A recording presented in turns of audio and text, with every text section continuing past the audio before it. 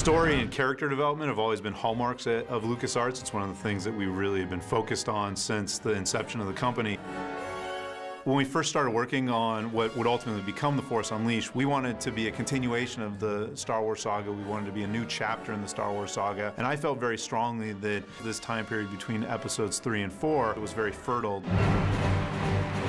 You've got the Emperor putting all of his plots in motion. Do what must be done. We've got Vader hunting down the last of the Jedi.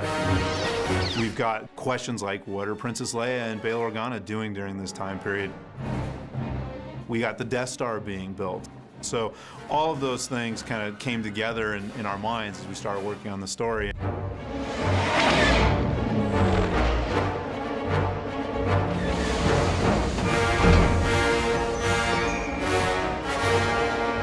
I think we all kind of recognized at some point that Vader has to be kind of the central focus of the story because, you know, George made Vader the central focus of the entire saga.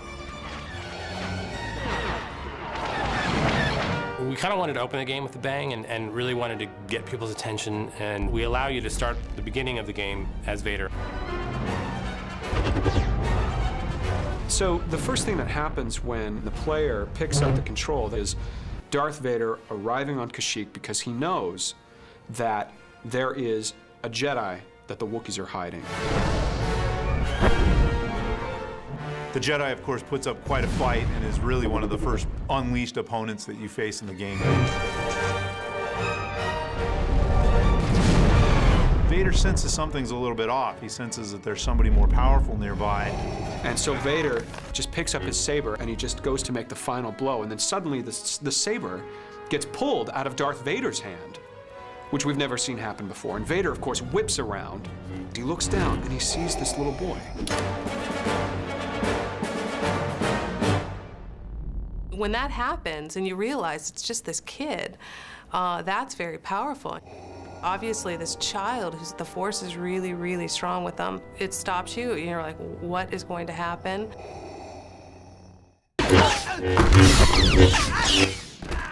In that moment, Vader realizes that I can use this boy. He's really powerful. Come with me. So we transition to the future, many, many years.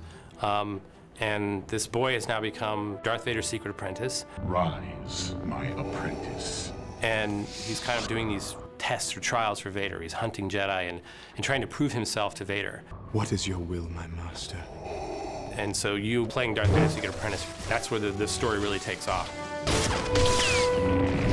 The first mission that you undertake as Darth Vader's secret apprentice is to hunt down one of the last of the Jedi. He gets sent to a TIE fighter construction facility that's been taken over by a general named General Rom Koda. Vader tells him the Emperor can't ever know about you, so you need to kill everyone aboard. Kill Koda's men, but if you run into a stormtrooper, you kill them as well. And that's because you're Darth Vader's secret apprentice, and he really wants to drive that home.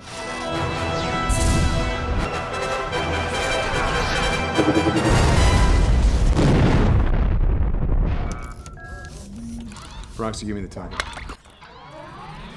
The crew aboard the Rogue Shadow is very reminiscent to the original Star Wars: A New Hope, where you had Luke and Leia and Han and Chewie and R2 and 3PO, and they were all aboard this Millennium Falcon. Well, in a similar way, the Rogue Shadow is kind of the dark side Sith version of that. But of course, that dark side energy isn't sustainable, that eventually this family sort of bonds together and there's a kinship that happens there. Am I going to see you again?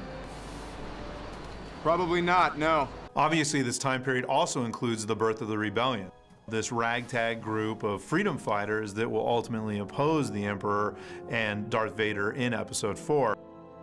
This scene is such an important part of the Star Wars canon. This is the start of the whole alliance, the whole changing of the guard, the whole shifting in rebellion. We have a really well-rounded story, and you know, it's not very predictable at times. There's a lot of surprises. You may think you're going down one way, and you'll find yourself in another. And I think the character development and the choices that you make in the dark and light side will come across not only through the story, but the actions that you may take. Everything we want to do is to to kind of further the lore of Star Wars and to really make this a part of the saga. I think the story gives you new understanding about characters like Darth Vader and the Emperor, and new insight into the time period between Episode 3 and 4 as well. You can't wait to find out what's going to happen next.